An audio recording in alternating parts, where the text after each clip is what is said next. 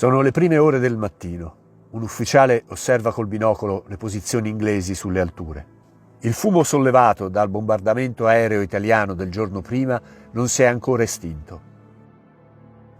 I primi boati delle artiglierie preannunciano il cannoneggiamento di preparazione. L'ufficiale si gira verso i suoi uomini. Si scrutano a vicenda. Non c'è posto per alcuna incertezza. Cessato il barrage, inizierà l'attacco. Le salve si fanno più rade, finché le ultime si infrangono sulle rocce più alte, lasciando il posto ad un silenzio spettrale. Poi gli ufficiali escono dai ripari e ordinano l'attacco. Gli uomini della 15ª brigata si riversano in avanti verso quelle che gli inglesi chiamano Assa Hills, sul Punjab Ridge. Facendo efficace uso del riparo offerto dal letto del fiume in secca, le truppe italiane continuano ad avanzare. La battaglia di Tugargan è iniziata. Per le truppe italiane conquistare il passo è essenziale per poter raggiungere il porto di Berbera e con esso la vittoria.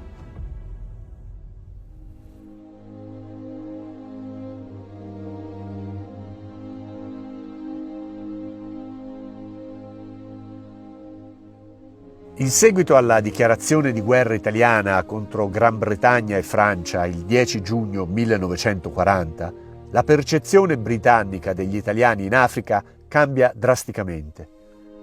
I loro possedimenti e quelli francesi nella regione, nonché l'accesso al vitale canale di Suez, sono potenzialmente minacciati.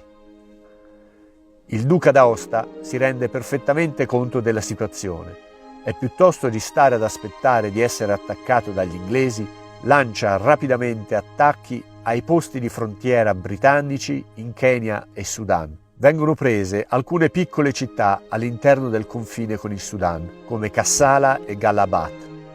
Poi l'attenzione è rivolta a nord, verso i territori del Somaliland britannico e francese. Con il Somaliland francese neutralizzato, anche la minaccia degli inglesi deve essere eliminata.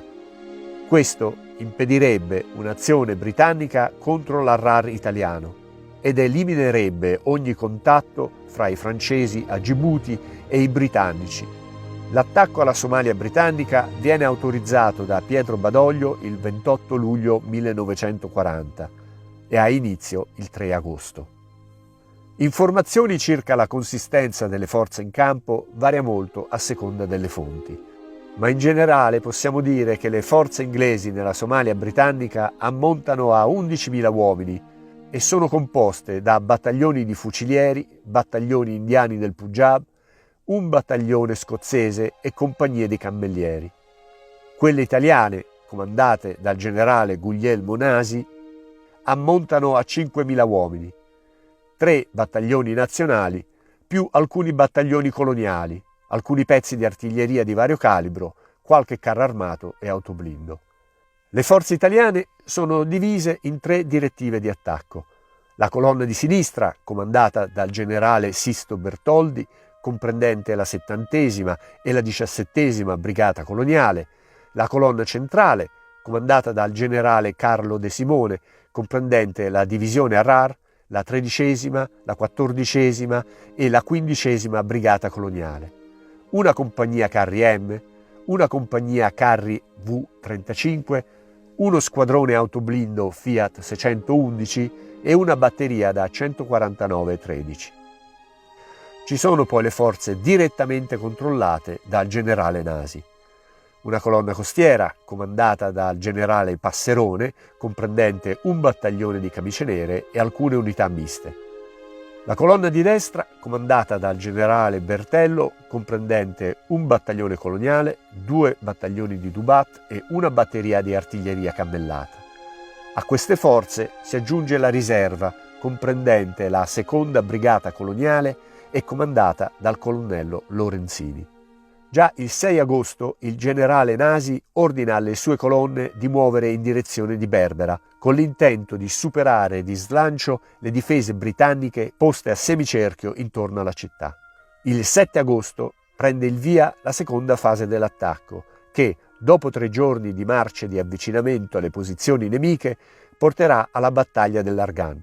la principale posizione difensiva britannica nella Somalia, che è posta all'ingresso di Berbera. Ecco come vengono descritti i combattimenti avvenuti nei giorni seguenti dal bollettino di guerra.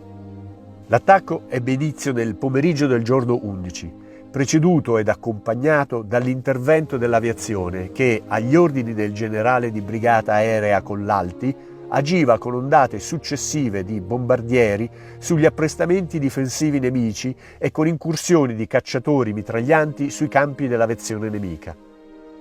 L'avversario, sfruttando gli apprestamenti difensivi, opponeva però tenace e valida resistenza con il fuoco, con il contrattacco, con bene organizzate azioni di artiglieria. La nostra azione riprendeva il giorno 12 e continuava accanita nei giorni 13 e 14. Malgrado le difficoltà opposte dal clima e dal terreno, le nostre truppe valorose progredivano metodicamente, travolgendo successivi e muniti ordini di difesa avversaria.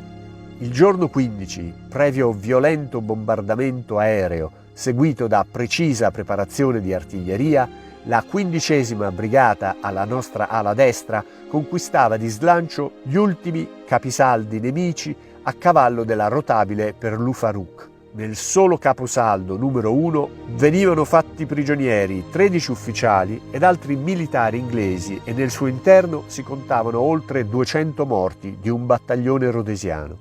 Contemporaneamente, alla sinistra, la 2ª brigata, travolti gli ultimi centri di resistenza del nemico, ne avvolgeva l'ala destra. A notte gli inglesi ripiegavano. Dopo 4 giorni di lotta accanita, il sistema difensivo inglese era così completamente travolto. Dal 16 al 19 agosto, superata in tal modo la principale posizione difensiva del nemico, le nostre truppe proseguivano nella loro avanzata.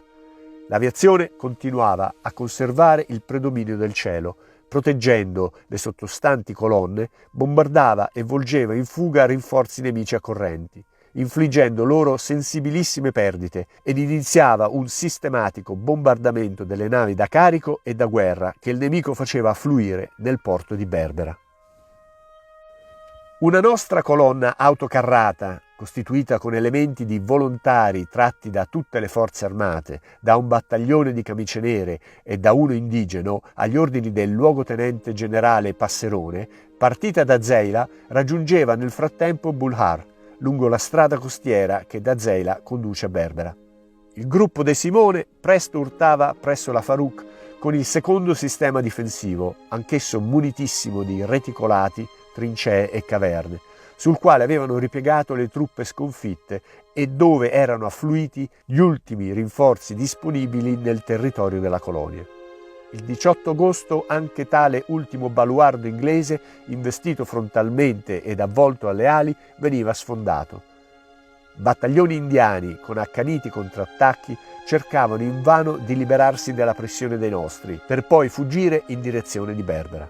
Il generale Nasi lanciava allora verso Berbera la colonna motorizzata già predisposta per lo sfruttamento del successo e costituita con unità della polizia Africa italiana, mentre gli inglesi, in disordinata fuga, dopo l'inutile prodezza di incendiare la parte europea di Berbera, si sforzavano di mettersi in salvo sull'ultima nave da guerra rimasta in porto, ripetutamente bombardata dalla nostra aviazione. Il 19 le nostre truppe entravano in Berbera. Durante le operazioni abbiamo catturato alcune centinaia di automezzi e di armi automatiche, numerose artiglierie e carri armati. Nelle nostre mani sono inoltre rimasti qualche centinaio di prigionieri delle truppe regolari e tutte le truppe somale. Tali truppe erano state impiegate per proteggere l'imbarco degli inglesi e abbandonate poi al loro destino. Tratto dal Bollettino ufficiale di guerra numero 78 dell'agosto 1940. In questa campagna gli inglesi persero in tutto 272 uomini. Le truppe italiane ebbero invece 465 morti, 1530 feriti e 34 dispersi. La conquista italiana della Somalia britannica presenta alcune unicità. La prima è di essere l'unica vittoria italiana nella Seconda Guerra Mondiale senza alcuna partecipazione dell'alleato tedesco. È inoltre l'unico caso di occupazione di una porzione considerevole dei territori britannici nel corso della guerra. L'Egitto, infatti, parzialmente occupato dagli italo-tedeschi, nonostante la presenza militare britannica, era ufficialmente indipendente. Anche se non fu il preludio di vittorie a venire, l'operazione fu un successo completo. In pochi giorni si era eliminata una spina nel fianco del dispositivo strategico italiano in Africa orientale. Ma il colpo principale fu quello inferto all'opinione pubblica britannica, che restò sbalordita dalla velocità con cui le loro forze avevano perso il Somaliland. Churchill criticò aspramente l'operato di Godwin Austen e non mancò nemmeno di critiche verso Wavell, a cui aveva chiesto di difendere il Somaliland tenacemente, fino all'ultimo uomo. Per gli italiani l'unico rimpianto fu quello di non essere riusciti a catturare l'intero dispositivo difensivo britannico, una mancanza che l'anno successivo contribuì alla perdita dei territori conquistati.